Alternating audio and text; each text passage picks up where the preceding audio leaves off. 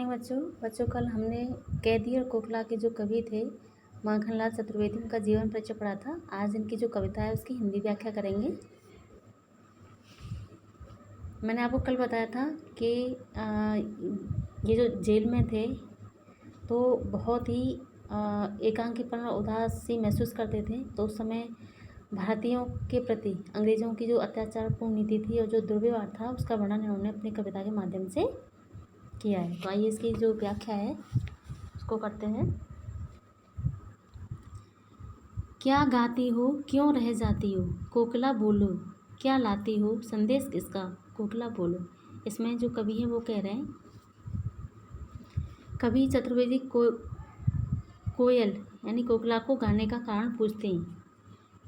वो कहते हैं क्या गाती हो क्यों रह जाती हो, कोकिला बोलो क्या लाती हो, मतलब क्या गा रही हो तुम और किसका संदेश ला रही हो। कोयल या कोकिला बोलो तुम। ऊंची काली दीवारों के घेरे में, डाकू चोर बटमारों के डेरे में। यानी वो कहते हैं कि देशभक्तों और स्वतंत्रता सेनानियों को जेलों में डाकू चोर और बटमारों के साथ रखा जाता है। काल कोठरी की ऊंची दीवारों में उन्हें भरपेट खाना तक नसीब नहीं होता। जीने को देते नहीं भरपेट खाना, यानी जीने के लिए भरपेट भोजन भी नहीं देते। मरने भी नहीं देते, तड़प रह जाना। और जेल में हमें न जीने देते हैं और न मरने देते हैं। ठीक है, क्योंकि यहाँ पर हमारे जीवन पर सख्त पहरा है। जीवन पर अब दिन रात का कड़ा पहरा है। जो हमारा जीवन है उस पर अंग्रेज़ों ने बहुत ही कड़ा पहरा लगा दिया है। शासन है या तम का प्रभाव गहरा है।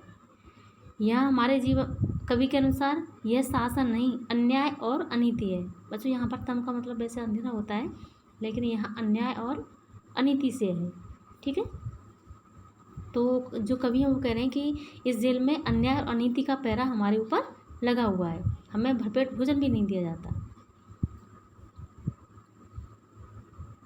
ठीक है, हिमकर निराश कर चला रात भी काली, इस समय कालिमा मई जगी क्यों आली। ठीक है, कवि के अनुसार केवल पीड़ाओं से तड़पते रहने की छूट है, चंद्रमा भी रात में शीतलता प्रदान नहीं कर पाता है।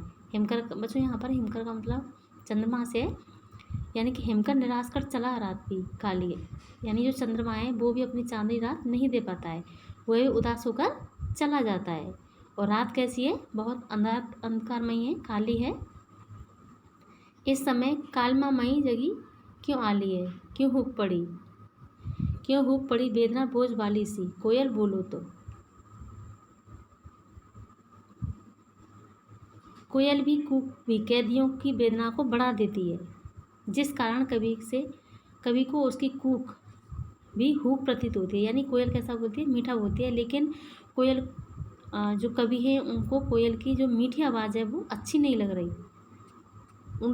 कोयल की जो मीठी आवाज़ है वो कैसी लग रही है, हुक जैसी लग रही है। ठीक है, क्या लुटा मृदल वैभव की रखवाली सी, कोकिला बोलो तुम। कवि को लगता है कि कोकिला ब्रिटिश शासकों के मृदल वैभव की रखवाली तो नहीं कर रही है, कोकिला बोलो तुम। तो बच्चों ये जो पंक्तियाँ हैं इनका जो हिंदी अनुवाद है वो पूरा हो गया।